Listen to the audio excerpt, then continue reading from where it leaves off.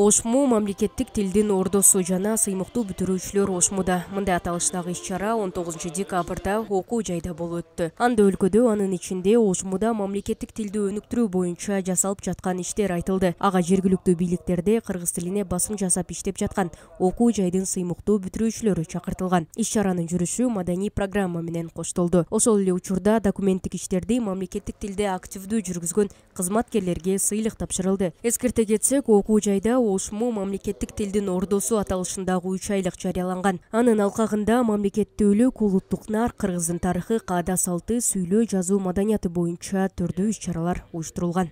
Анткени биз 3 ай бою бардык структуралык бөлүмдөрдө мыктыларды тандап алдык, байкатпай туруп.